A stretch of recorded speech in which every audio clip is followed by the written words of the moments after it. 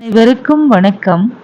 10th old Tamil book இயல் 10 உரைநடை பல்துறை வேலைவாய்ப்புகள்.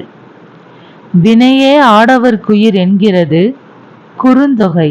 முன்னீர் வழக்கம் மகடுவு ஓடில்லை என்கிறது தொல்காப்பியம். சங்க காலத்தில் பொருளீட்டுவோர் ஆண்களே எனவும் பெண்கள் குடும்பத்தினை பொறுப்புடன் நடத்த வேண்டும் எனவும் பெண்கள் கடல் கடந்து செல்லக்கூடாதெனவும் கூறி வந்தனர். இன்று இந்த நிலை முற்றிலும் மாறிவிட்டது. ஆண்களுக்கு நிகராக பெண்களும் எல்லா துறைகளிலும் பணிபுரிந்து வருகிறார்கள். இன்றைய சூழலில் இருவரும் வருவாய் ஈட்டினால்தான் குடும்பத்தினை சிறப்பாக நடத்த இயலும். பள்ளி கல்வியை முடித்த ஒருவர் அதற்கு மேல் என்னென்ன படிப்புகளை மேற்கொண்டு வேலைவாய்ப்பினை பெறலாம் என்பது குறித்த விழிப்புணர்வை ஒவ்வொருவரும் பெறுதல் வேண்டும். தற்போது மேல்நிலை கல்வியியல் தேர்ச்சி என்பதுதான் பெரும்பாலான பணிகளுக்கும் அடிப்படை என்னும் நிலை உருவாகியுள்ளது.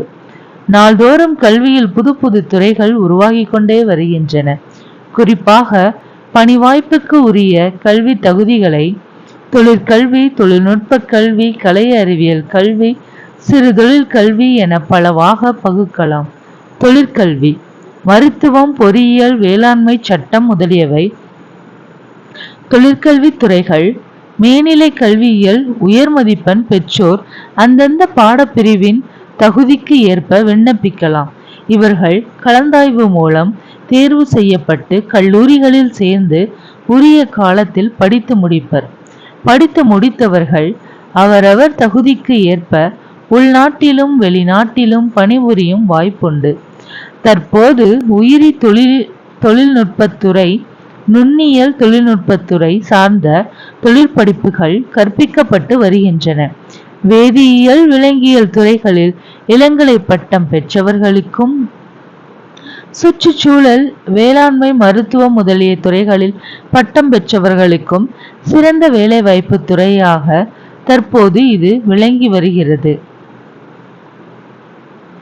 தொழில்நுட்ப கல்வி 10ஆம் வகுப்பு தேர்ச்சி பெற்றவர்கள் தாம் பெற்ற உயர் மதிப்பெண்களுக்கு ஏற்ப பல்தொழில்நுட்ப கல்லூரியில் சேர்ந்து பயிலலாம். பொறியியல் துறைகளில் உள்ளது போல பல்வேறு துறைகள் இதிலும் உண்டு. இதில் சேர்ந்து படிப்பவர்களுக்கும் இக்காலத்தில் வேலைவாய்ப்புகள் பெறுவதற்கு வாய்ப்புண்டு. மேல்நிலை கல்வியில் தேர்ச்சி பெற்றவர்கள் இடைநிலை ஆசிரியர் கல்வி பயிற்சி 2 ஆண்டுகள் படித்து தேர்ச்சி பெற்றால் இடைநிலை ஆசிரியராக பணியில் சேரலாம். மேலும் செவிலியர் பயிற்சி, கூட்டுறவு பயிற்சி ஆகியவற்றிலும் சேர்ந்து பயிற்சி பெற்று வேலைவாய்ப்புகளை பெறலாம். கலை அறிவியல் கல்வி மேல்நிலை கல்வியியல் தேர்ச்சி பெற்றோர் தமிழ், ஆங்கிலம், கணிதம், இயற்பியல், வேதியியல், விலங்கியல், தாவரவியல், பொருளியல், வரலாறு, கணக்கு பதிவியல், கணிப்பொறியியல், வணிகவியல் முதலிய பிரிவுகளில் சேர்ந்து இளங்கலை பட்டமும் அதன் பின்னர் முதுகலை பட்டமும் பெறலாம். பட்டம் பெறுவோர் கல்வியியல் கல்லூரியில் சேர்ந்து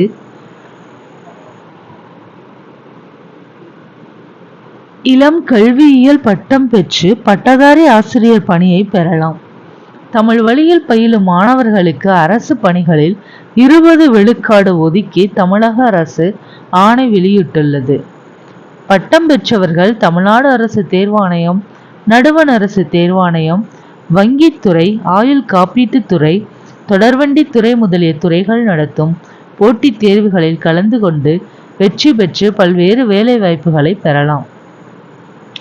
இதற்கான தகவல்களை நாளேடு, வானொலி, தொலைக்காட்சி முதலிய ஊடகங்களின் மூலம் பெற்று முறைப்படி விண்ணப்பித்தல் வேண்டும். மாவட்ட வேலைவாய்ப்பகத்தில் பதிவு செய்தும் வேலைவாய்ப்புகளை பெறலாம். சிறு தொழில் கல்வி 10ஆம் வகுப்பில் தேர்ச்சி பெற்றவர்கள் பெறாதவர்கள் தொழிற்பயிற்சி நிறுவனங்களில் சேர்ந்து ஓராண்டு அல்லது ஈராண்டு பயிற்சி பெற்று பணியில் சேரலாம்.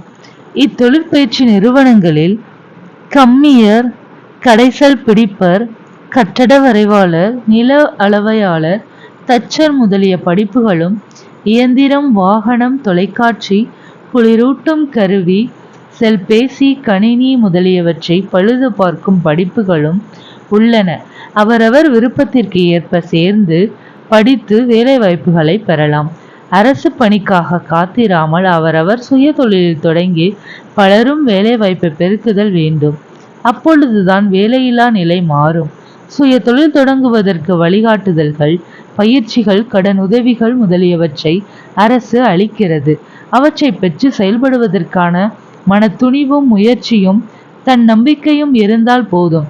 அத்தகையோர் நூற்றுக்கணக்கானோருக்கு வேலை அளிக்கலாம்.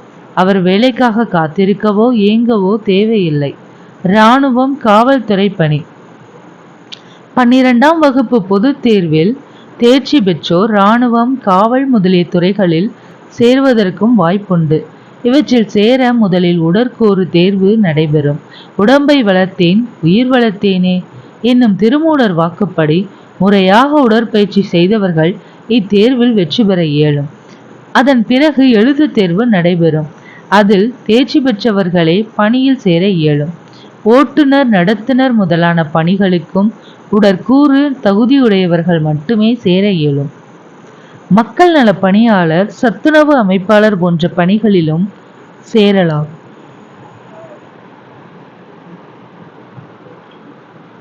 இப்பணிகள் குறித்த தகவல்கள் அவ்வப்போது அந்தந்த மாவட்ட ஆட்சியர் மூலம் ஊடகங்களில் வெளியிடப்படும்.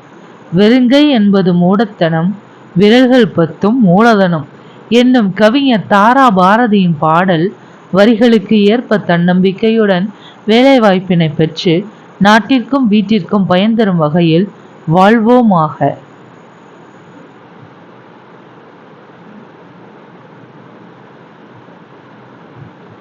அறிந்து கொள்வோம்.